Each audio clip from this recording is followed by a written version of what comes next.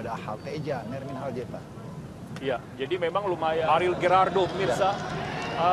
Saya pikir Lugo mungkin akan lebih bermain di babak yang pertama. Jadi mulai pemirsa, kita lihat Biak mencoba bangun sebuah serangan dari Marcus Sani. Dan bebas daripada Velasquez. Umpan 1-2. Kandaimu, dan kita lihat gagal Victor Detan berikan umpan kali ini kemudian Daisuke Sakai. Kita lihat pemirsa, Balotelli dan sikat gol, tapi offside, tapi akan dicek ini. Oh iya, Offside pemirsa. Fix offside. Oke, cek komplit dan decision no goal karena offside. Nanti akan naik ini dia pemirsa ya. Tipis sekali nih.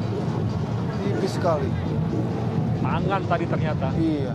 Kembali jadi tuan rumah melawan Biak. Kelly Royer angkat bola dan gol! Iya, sangat baik. Kredit kita berikan kepada Kelly Royer yang dengan sangat piawai mengirimkan bola persis pada lompatan vertikal dari Ariel Gerardo yang sangat dingin melakukan tandukan.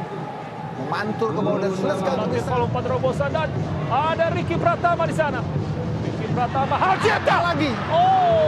Masih bisa dihalau tadi oleh momentum.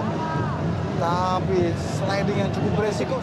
Angkat bola panjang lagi kita lihat dan Balotelli gol! Sekaligus juga mencetak gol perdananya untuk PSM Makassar dan itu dia. Iya, sangat disayangkan. Sisa 2 menit lagi waktu akan berakhir. Ternyata kewaspadaan dari pertahanan PSS Biak koyak. Daisuke Sakai angkat bola jauh kali ini bisa dan umpan sundulan yang terlalu ke dalam sehingga bisa diamankan oleh John Pigai. Selesai pemirsa pertandingan yang cukup seru di babak yang kedua.